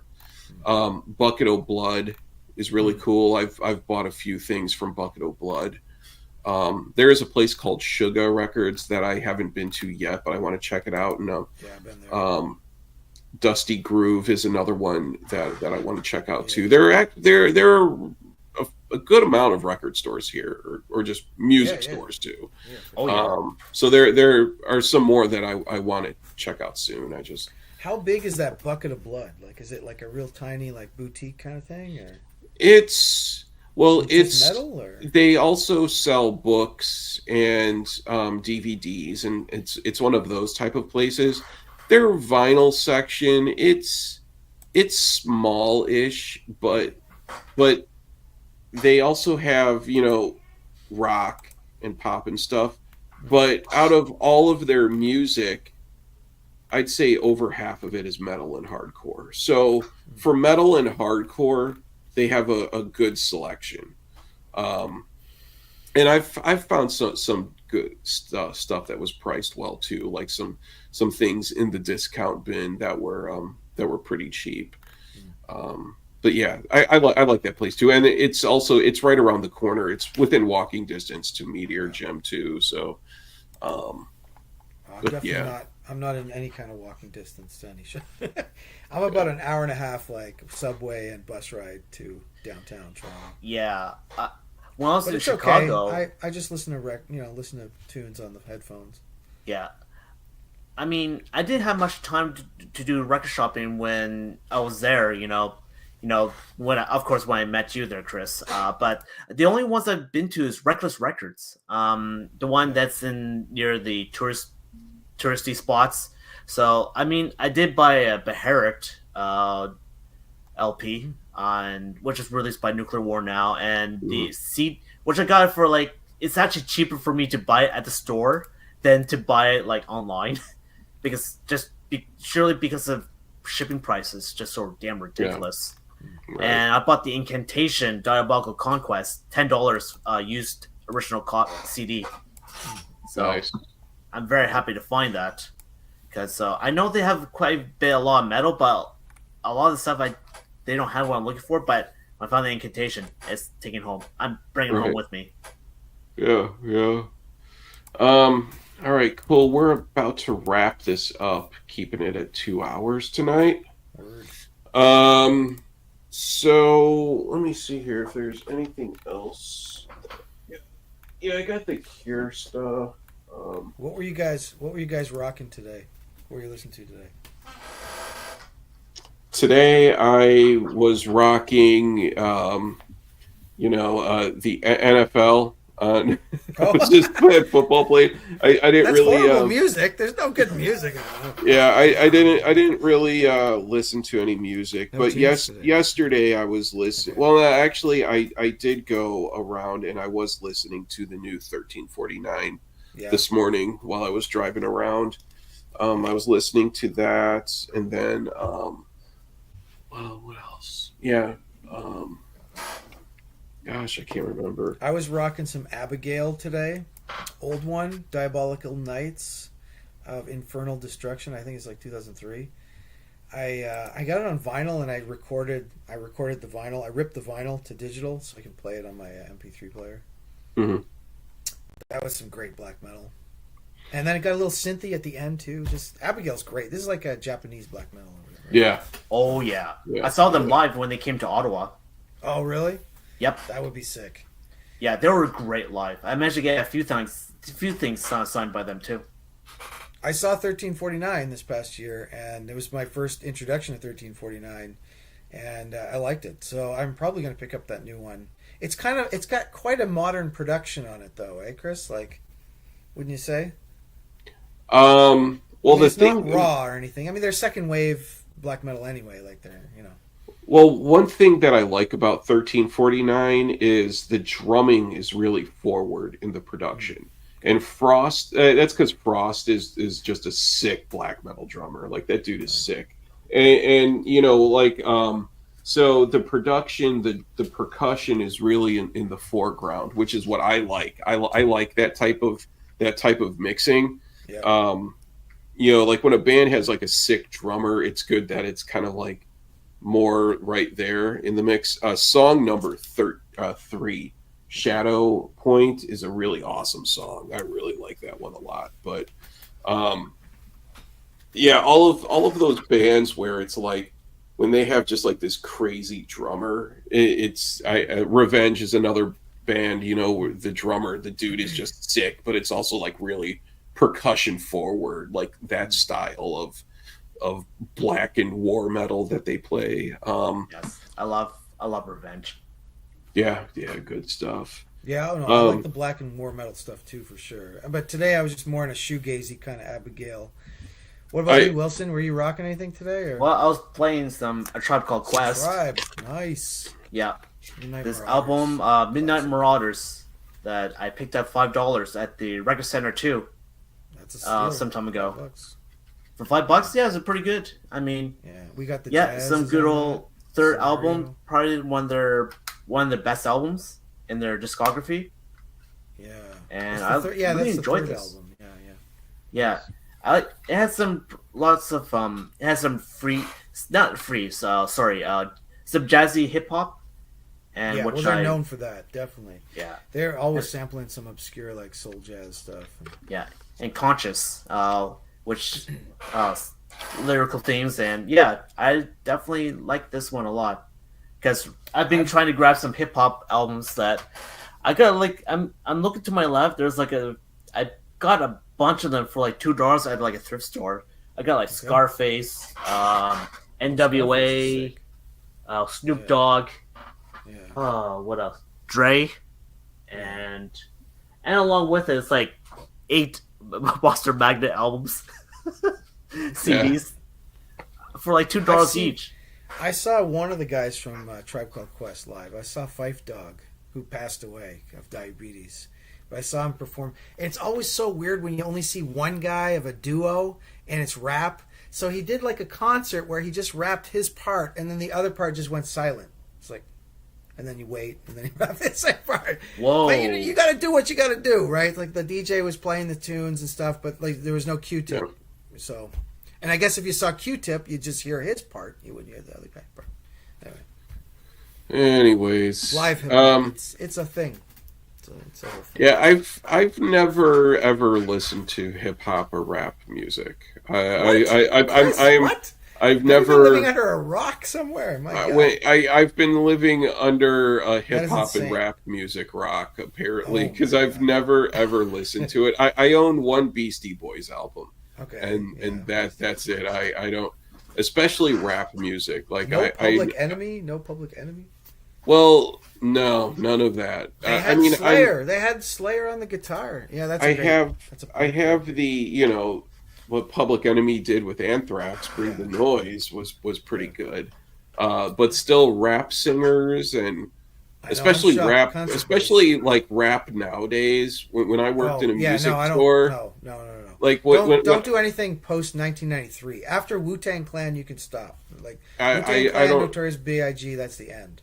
After I that- don't know anything about any of it, and so like, but like especially the modern rap singers, I just it's so far just over my head. I don't understand any of it, and I never will. It's just rap music has. Yep. Concert buddies in the chat. Yes, that's correct. I've never listened to rap This is music. crazy. This is crazy.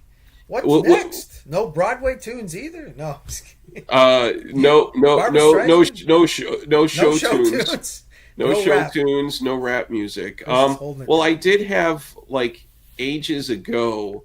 Yeah, There was this group called the Bloodhound Gang, and I think I have a CD I from think that's them. pop. Yeah, I don't think Oh yeah, I know that the song about the Discovery Channel. Yeah, I don't like them that much at all. I can't even remember how I got it. I think maybe there was like a punk song on it or something. But yeah, I am when it comes to my knowledge of rap music and hip hop, I know more probably about 18th century Russian literature than I know about rap music and hip hop. And trust me, I know almost nothing about 18th century Russian literature. So you could go but- down a rabbit hole there for sure. okay, Ballad of Chasey Lane. Yes, okay, yeah, that was Bloodhound Gang, and Chasey Lane was an adult film actress back in the day who DC Oh yeah, please, is Rick, send Chris a Souls of Mischief LP. Yes. Amish. I'm Amish. Oh yeah, Alaskan. Yeah. I got Bus Driver. I got Aesop Rock CDs. I got them for ultra cheap. I'm not paying like $10-15 each. I'm not big on that stuff, on that later stuff, Aesop Rock and So- it's so- okay, but that's later. It's not. So, do you guys like everybody who's saying like Tyler? So, do you listen to like who's that rap singer Tech Nine, who has like the rainbow colored hair and all the face? Like, are you into the guys with all the face tattoos? And dude, I'm from the '90s, man. The golden era. Actually, the golden era is '86 to '93. Look it up. That's the best stuff. Yeah. I like some of the earlier stuff too, like the party rap, disco rap stuff is kind of fun. post 93, there is some underground stuff post 93. There's like the Raucous label out of New York. It's very minimalist, like beats.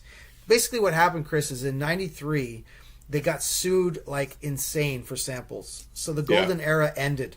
The golden era was like sample crazy. If you listen to De La Soul, Beastie Boys, they just sampled like the shit out of everything, right? Like 30 samples in a song. After that, it went very silent. And then it went really pop, like Puff Daddy. So those guys would just like sing the song. They instead of to get around sampling, they would just like replay the song. Yeah. So exactly. anyway, just don't fuck with anything after 93 and After unless it's really 93. underground. There's good underground stuff in any genre. Well, you can find. for one is Dialect. That's a really good one. Mm. From New Jersey.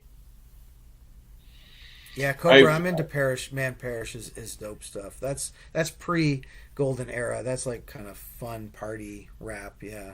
I have a 12-inch single by the Egyptian Lover, Oh yeah. which was something that I just acquired in a crate ages and ages ago, and I still have it. So I do have the Egyptian Lover. So I guess that would give me I guess that would be considered hip hop, right? Like early.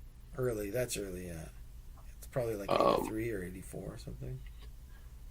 Yeah, I need to go through because I have like ages and ages ago I acquired like 2 crates of 12-inch singles from like an old DJ, and there was a lot of cool stuff, like a lot of industrial and stuff like that. But then there's also like some other stuff like Egyptian Lover and things like that in there too. That I think you would dig like NWA or Ice-T or Ice Cube or.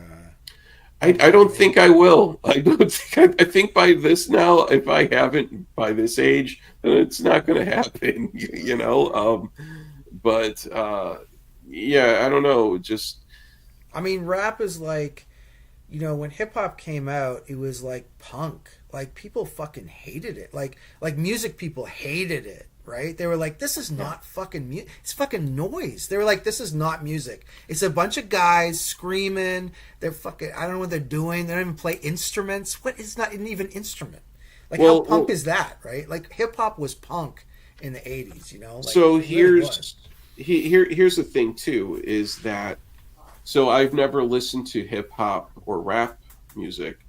But I've also never been into singer-songwriter type of stuff either, like a man and his guitar type of stuff, like some guy who's just on his acoustic guitar just singing songs and stuff. I've never been into that either. I mean, one album that I have always liked a lot is the first Sun Kil Moon album, which is the singer from Red House Painters, but he was also in the movie. What was that movie that was about that music journalist who went on tour with Led Zeppelin? Almost Famous. Oh, yeah. So he was one of the band members in Almost Famous, but I forget his name. But yeah, so that was. Yeah, and another genre of music I've never been into. If by this age I've never been into it, then chances are I never will. So I'm still holding out hope. But yeah. Anyways, fair. We're gonna wrap this up here. It's been a little over 2 hours, and it is a work night for me. So, anyways, good Jason, chatting, man. Yeah, thanks for having us on, dude. Yeah, thank you for the invitation and let us into your live stream, man. We should do that again. Yeah, definitely, absolutely. And I wanted to, because I wanted to see more of what you guys had to show for like some music, but we just had some good discussion going on, and on a work night when I don't want this to be like an 8-hour stream. But we can definitely do it again. I don't have my whole collection with me here, so I will be busting out. Wilson's got everything. He's got it all, and then some. He's got some good shit. Yeah. Rush. We'll do it again, Chris. Let's do it again, man. Yeah, definitely, man. Yeah. And all right. Let's Mortal Coil. There you go. Everyone in the chat, have a good night. Thanks for watching, and we will we'll talk again soon. Have a good night. All right. Good night. Peace. Peace.